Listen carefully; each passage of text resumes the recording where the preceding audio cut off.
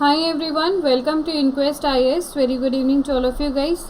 मैं अंकिता चिंदल और आज की हम लोग क्लास में क्वेश्चंस लेकर आपके साथ आ गई हूँ और करंट अफेयर के क्वेश्चन आंसर्स हम लोग कर रहे हैं for the upcoming exam that is a UPSC CSC और पीसीएस एग्ज़ाम्स के लिए। ठीक है, तो क्लास को हम कुछ इस तरीके से कवर करेंगे। मैं आप क्वेश्चन रीड करती हूँ and then I will give some seconds to you. आपको वीडियो स्टॉप करके क्वेश्चंस को पढ़ना है and then you have to think your answers in your mind and comment section में लिखना कि कितने क्वेश्चंस आप लोगों के ठीक हुए। ठीक है, तो बिना किसी देरी के करते हैं स्टार्ट। और आज का पहला क्वेश्चन आपकी स्क्रीन पर ये रहा। सबसे पहले क्वेश्चन है, consider the following statement regarding the production linked incentive scheme for food processing industry. आपको याद हो तो फूड प्रोसेसिंग इंडस्ट्री के लिए ये जो PLI स्कीम है उसको लॉन्च किया गया था। तो इस स्कीम का उद्देश्य क्या है? Is to support food manufacturing entity with stipulated minimum sale. Scheme shall be implemented through a project management agency. तो कौन सा स्टेटमेंट सही होगा? 1, 2 both none. Your time start now. Okay, तो इसका जो सही जवाब है that is a C guys, क्योंकि ये दोनों स्टेटमेंट आप लोगों की सही होती हैं। PLI स्कीम जो फूड प्रोसेसिंग इंडस्ट्रीज़ वगैरह के लिए लॉन्च की गई थी, तो ये एक सेंट्रली सेक्टर स्कीम है। अब क्वेश्चन ये अराइज होता है कि कोई और भी स्कीम होता है क्या? हाँ, सेंट्रली दो तरीके की स्कीम आपको मिलती है। One of them is a centrally sector scheme and second one of them is a central sponsored scheme.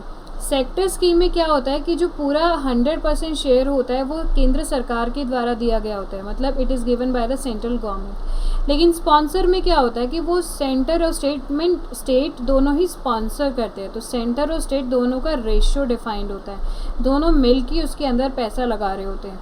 It can be 60-40, it can be 90-10 और इट कैन बी 70-30 रेशो हो सकता है। मेजरली ये जो रेशो रहता है वो नॉर्थ ईस्टर्न स्टेट या यूटीज़ वगैरह के लिए होता है।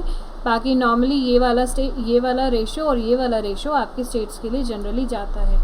सो ये जो PLI स्कीम है FPI के लिए, ये आउटले है इसका कम से कम 10,900 करोड़ रुपए खर्चा आया था। इसका मेन उद्देश्य है जो फूड मैन्युफैक्चरिंग एंटिटीज़ हैं जो कम उनकी सेल अच्छी हो, minimum sale and willing to make minimum stipulated investment करना चाहती हैं, तो उसके लिए बेनिफिशियल था। याद रखना पूरे इंडिया के बेसिस यानी कि ऑल ओवर इंडिया जो है ये एप्लीकेबल है। Fine.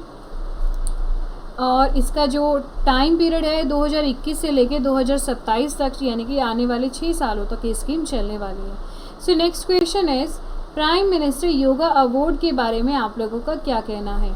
It is one of the key initiative of the ministry of Ayush, और जो इंटरनेशनल डे ऑफ योगा है हैज़ गेन इंटरनेशनल रिकॉग्निशन। तो आप लोगों को ये बताना है इंटरनेशनल डे ऑफ योगा किस दिन सेलिब्रेट किया जाता है। The purpose of award is to recognize the felicitate the individuals, organizations, which have made a significant impact on the society for a sustainable period by the way of promotion and development of yoga. So what is the correct answer? Your time start now.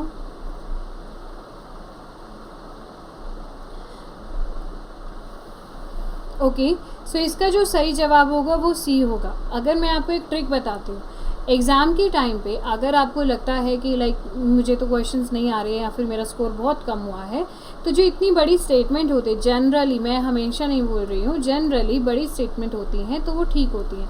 अगर इसमें कोई भी एक ऐसा word होता जो थोड़ा numerical की फॉर्म में होता या थोड़ा डाउट की फॉर्म में होता तो मे बी ये गलत होती, बट अभी इसमें कोई भी एक ऐसा वर्ड नहीं है।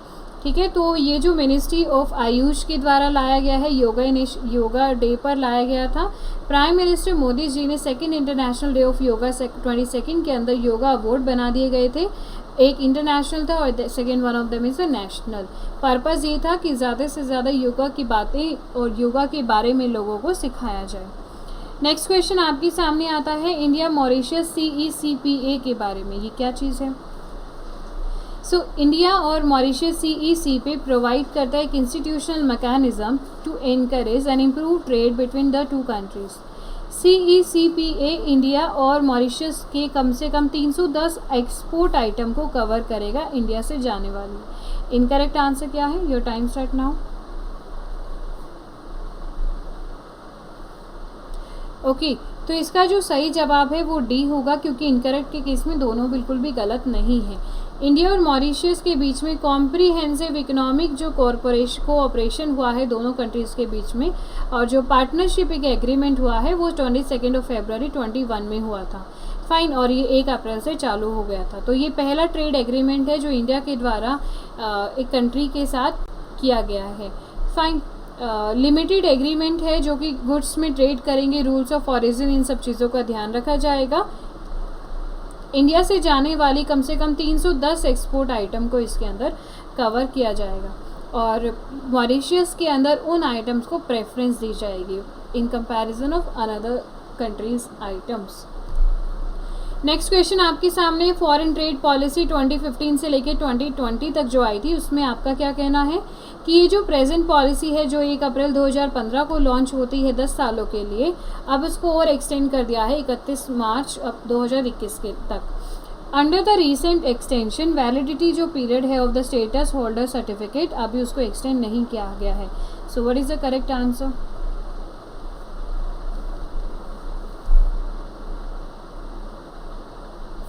ओके, तो ये जो इसका सही जवाब है वो डी होगा, यानी कि दोनों स्टेटमेंट सही हैं। यहाँ पे देखो, एक minute, what is the correct, sorry, दोनों यहाँ पे गलत होंगे। फाइनली चीज़, एक तो आप कॉमर्स या ट्रेड की बात करते हो, तो सीधी सी बात है जो मिनिस्ट्री होगी वो ये होगी, यूनियन कॉमर्स और इंडस्ट्री मिनिस्ट्री इसके लिए काम करती है, जहाँ पे उन्होंने एफटीपी का एक्सटेंशन की बात करी थी। ये जो फोर्स में आई थी वो 2015 से आई थी 5 सालों के लिए, तो वैसे आप याद कर सकते हो 2015 से 20 तक उसने बात बोली, तो दैट इज़ ऑफ 5 ईयर्स, और अभी 31 मार्च 2021 तक उसको एक्सटेंशन कर दिया गया है। तो सीधी सी बात है ना, 10 साल तो हो ही नहीं सकते। पैंडेमिक को चलते हुए इसको और आगे 6 महीनों के लिए बढ़ाने की बात की गई थी, दैट इज़ अप टू 30 सितंबर 2020। तो अभी 2 सितंबर का ये आने वाली है डेट, तो अभी ये फिर से न्यूज़ में आ सकता है। Extension from the payment of IGST और कंपेंसेशन जो सेस होता है इंपोर्ट के अंदर, वो सारे इसके अंदर कवर्ड होंगे।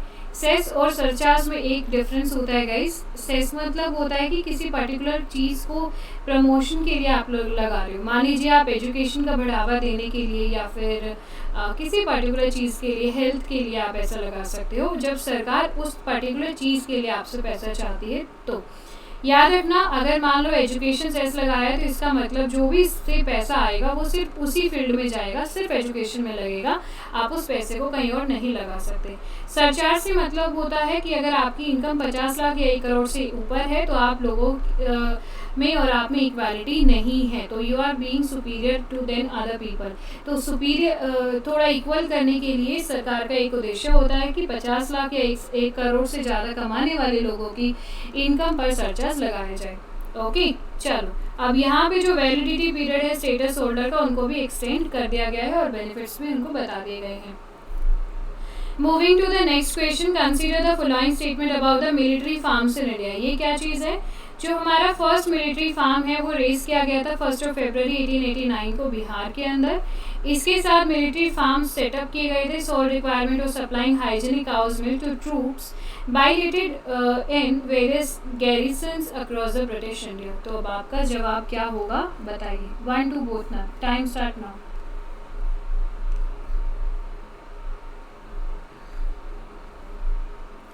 ओके, तो जो इसका सही जवाब है वो बी होगा, क्योंकि ये न्यूज़ हमें अभी आया था कुछ दिन पहले।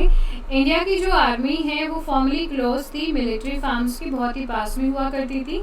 मिलिट्री फार्म सेटअप किए गए थे क्योंकि रिक्वायरमेंट थी कि भाई काऊ का जो मिल्क है वो हाइजीनिक भी हो और ट्रूप्स के लिए भेजा जाए बहुत सारी जगह पर, बहुत सारे मतलब जो जहाँ पे सेना रहती है उनके लिए। फर्स्ट मिलिट्री फार्म इलाहाबाद में हुआ था, तो यहाँ पे जो बोलते हैं ना वो बिहार के अंदर, तो वो बिहार वाली बात गलत थी, बाकी सब कुछ सही था इसके अंदर। ठीक है, इंडिपेंडेंस के बाद मिलिट्री फार्म को और ज़्यादा फ्लरिश कर दिया गया और करीबन 30,000 हेड्स ऑफ कैटल के एक मिलिट्री फार्म्स के अंदर लेकर आए गए। फाइन, और ले और कारगिल में बहुत लेट आते हैं because of the high altitude over there, और भी बहुत सी चीज़ें हैं जो कि फैसिलिटीज़ को बढ़ा दिया गया है।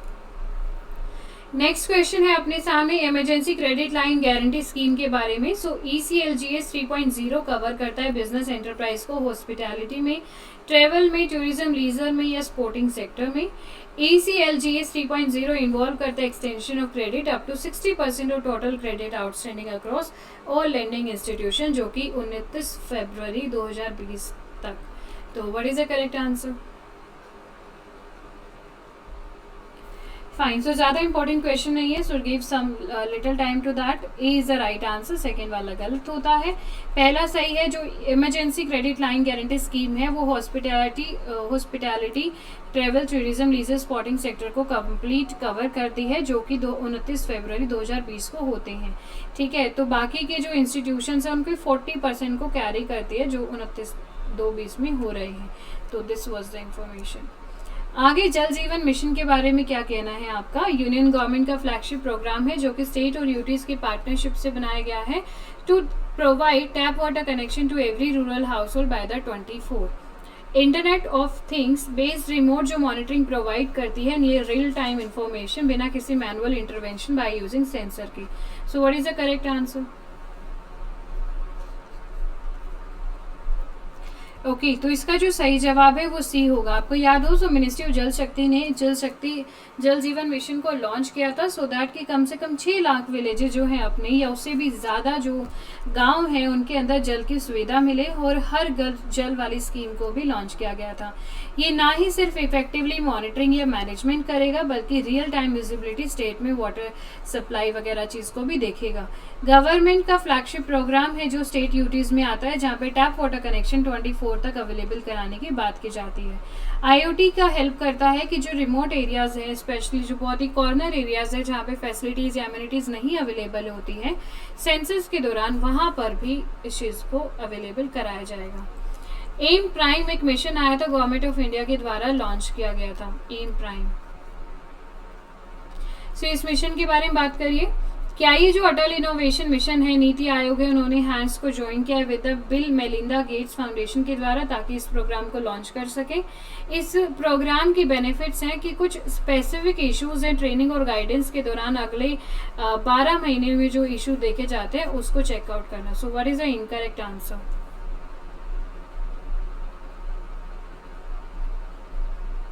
ओके, तो इसका जो सही जवाब है वो डी है, कोई भी गलत नहीं था इसके अंदर। एम जो है अपना अटल इनोवेशन मिशन, उसने बिल और मेलिंडा गेट फाउंडेशन के साथ हैंड जरूर शेक किया था, एंड ये एक नॉन प्रॉफिट टेक्नोलॉजी है, वेंचर सेंटर के द्वारा लॉन्च किया गया था। प्रोग्राम CEOs या सीनियर इंक्यूबेशन मैनेजर्स वगैरह के लिए लॉन्च किया जाता है। डीप टेक्नोलॉजी का मतलब एक आउटकम होता है वेरी इंटेंस रिसर्च वगैरह करना, R&D, और 12 महीने के अंदर ट्रेनिंग गाइडेंस में जो भी प्रॉब्लम्स आते हैं उसको ओवरकम करना इनकी जिम्मेवारी थी। सो अभी तक के क्वेश्चंस चीज़ें सबको क्लियर है? Do like, share and subscribe the channel guys. Moving to the next question, article 244A of the constitution of India वो रिलेट करता है बट कौन से स्टेट से? Time start now. ओके, तो इसका वेरी सिंपल सा क्वेश्चन आंसर है, दैट इज A, क्योंकि जो असम है वो ऑटोनोमस स्टेट के अंदर आता है। ऑटोनोमस स्टेट का मतलब होता है कि जहाँ के गवर्नर को खुद की पावर होती है कि मतलब मान लीजिए ये पूरा स्टेट है तो इसके कुछ एक सेक्शन को अधिकार होते हैं कि वो अपने रूल्स रेगुलेशंस बना सकते हैं, और वहाँ पे रहने वाले ट्राइबल्स अपने लिए लॉज रेगुलेशंस बना सकते हैं। ठीक है, तो article 244A carries autonomous state. ये जो चीज़ है वो इंसर्ट किया गया था 1969 इन द कॉन्स्टिट्यूशन में, लेजिस्लेचर और काउंसिल ऑफ मिनिस्टर के द्वारा इसको लॉन्च किया गया था। फाइन, सो असम के अंदर हिल डिस्ट्रिक्ट है, दिमा हसाओ है, करबी एंगलोंग, वेस्ट करबी, ये सारी जो चीज़ें वो इसके अंदर कैरी की जा रही हैं। Consider the following statement, personal law subject like marriage, divorce, inheritance वो स्टेट लिस्ट में आते हैं। यूनिफॉर्म सिविल कोड मेंशन नहीं है इंडियन कॉन्स्टिट्यूशन में। Goa is the only state to have a uniform civil code in the form of the common family law. So what is the right answer?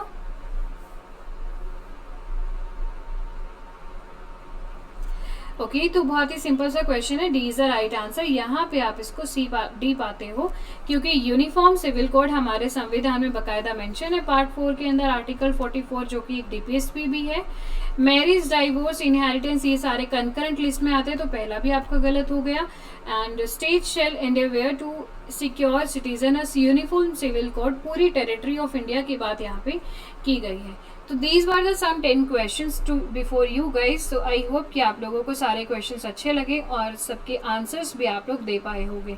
It's your turn now, do like the session, share it with your lots of friends and subscribe the channel, hit the bell icon so you will not get missed by any recent update. Thank you. Comment section में ज़रूर बताइएगा how much you scored.